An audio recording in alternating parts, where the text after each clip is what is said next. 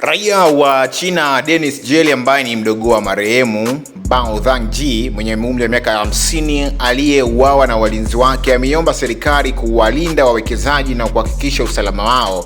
Jeli ameyasema hayo wakati akitoa ratiba ya kuhagewa kwa mwili wa ndugu yake, ambapo amesema siku ya Jumamosi Mei 23 mwaka 2026 utaagwa katika eneo la kiwanda chao cha kuchakata makopo kilichopo Mabibo, Dar es Salaam.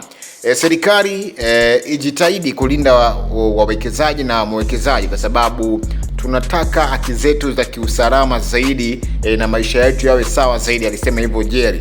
Lakini aidha katika eneo hilo la msiba, vilio, majonzi na simanzi vilitawala kwa ndugu, jamaa na marafiki waliofika msibani hapo. Huyu hapa ni kaka wa marehemu, alizungumza haya. Kama nanipe nafasi nyingine, mimi sitaki kuwa na ndugu yake kabisa, sitaki kwa sababu yani muda zote atakuwa kaa nyumbani kwangu hapa na chungu kabisa, na chungu. Sorry. Okay, tuko hapa Mabibo sokoni, lakini pia ni taratibu zinakwenda kuelezwa kuhusiana na ratiba kamili ya kesho, na hapa tuko na Mr. Dennis ambaye yeye ni mdogo wa marehemu Rauda ambaye kwa sasa hivi hatupo naye tena. Kwanza pole sana na msiba Mr. Dennis, lakini pia pole yetu sote.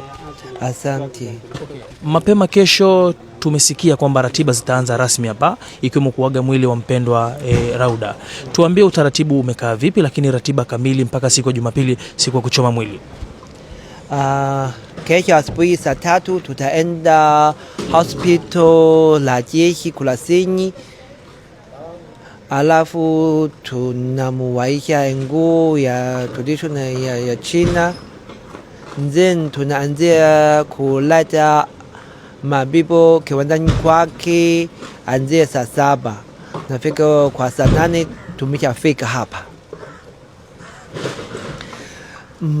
Mafamilia, marafiki, wafanya biashara naye, majirani, watu namfahamu, watu